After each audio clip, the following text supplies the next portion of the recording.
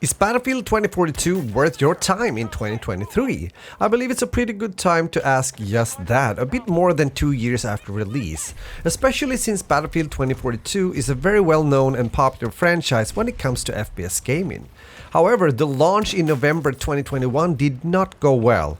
An ongoing pandemic where a lot of people, developers included, were forced to work from home and forced DICE to partly find new ways to develop a game without always being at the office. But even though that was a challenge, it turned out not to become the biggest problem. What really went south was the designer choices made where DICE wanted to let go of the well-proven class system in the Battlefield series and instead introduce specialists. The game also had technical problems such as crashes, freezes or errors. Looking back now, I am glad that I decided not to buy the game. Instead, after the beta was over, I decided to wait until about a month after release, before paying for a month of EA Play in order to check out how the game was doing at that point.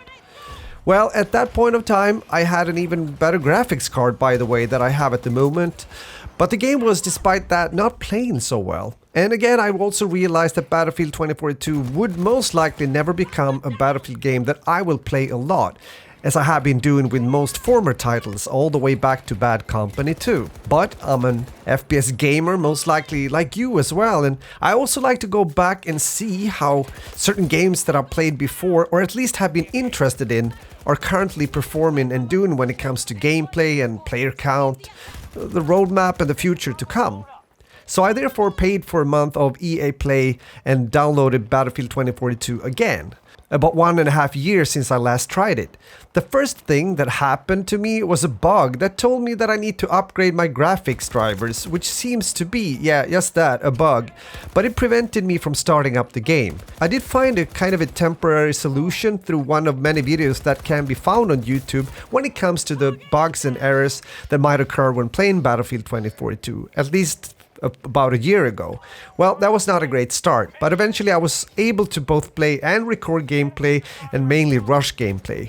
But once in a while I needed to reinstall the EA app since the game sometimes just refused to start again. However, I had some good and fun experiences, although I still believe that the game would be an even better experience with the old class system, where you're also limited to certain guns and equipment that are designed for your class only. I also believe that it gives more of a kind of incentive on the actual battlefield to play your role and therefore get like a tighter and overall better gameplay experience, not only for yourself, but for the whole squad and team. Also in a newer Battlefield game such as Battlefield 2042. I mean, sure, they at least brought back classes to a certain extent, but I'm not sure that a mishmash of weapons and gadgets across the classes and specialists is the best option. Besides opinions regarding design choices, it's quite obvious though that DICE have made quite some changes in the game, since we're now in Season 4, I believe. They have recently shown that they really want to improve the game experience, and I will have to say that I could feel that coming back to the game now after a long time not playing at all. There has, due to earlier design choices mentioned, been also discussion in the community how much of a Battlefield game Battlefield 2042 really is. My answer to that is that it's a kind of a mix of both the old Battlefield experience to a certain extent, but also something new that some veterans will not like that much, and that has to do with both movement and gunplay, just to mention some. I might have a short memory, but it does feel as if the movement is way faster than some of the older Battlefield games, making me think that I'm playing a Call of Duty game instead, especially also since there's hardly any recoil on most weapons as well.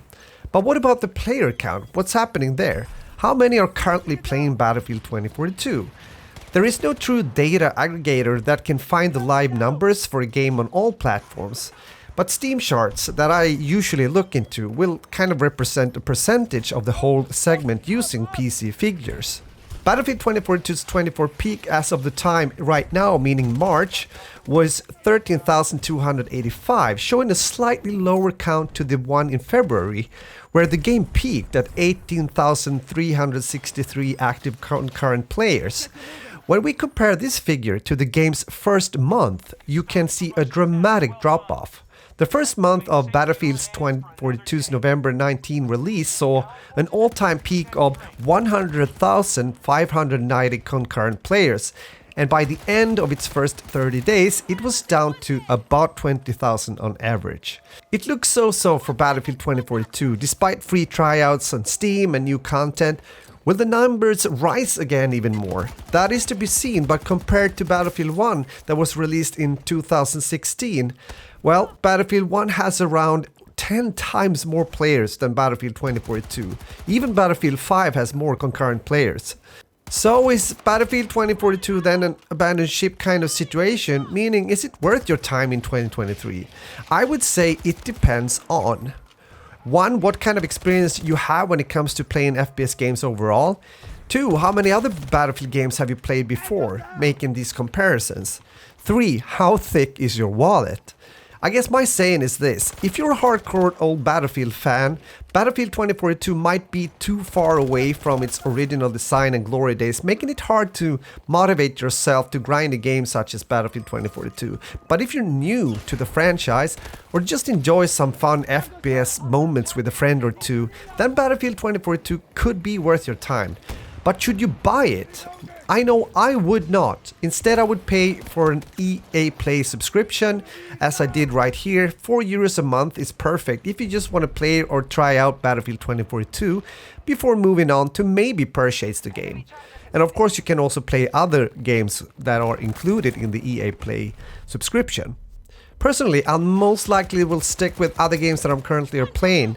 The technical problems that I've experienced, although I'm aware that some of them has to do with my current PC setup, is just too time consuming to make it worthwhile. And also, I am one of those older gamers that just can't let go of what made Battlefield for good and for worse back in the day. So my recent throwback, actually playing Battlefield 4, just proved that for me. So please let me know your thoughts in the comments. Are you playing Battlefield 2042? And if so, what do you think? Or have you simply decided that this is not my cup of tea at all and just moved on to another game or other games? Again, reading and answering your comments are always nice and fun. So with that said, thanks for watching, and I hope to see you soon again in my next FPS video. Cheers and have a beautiful day.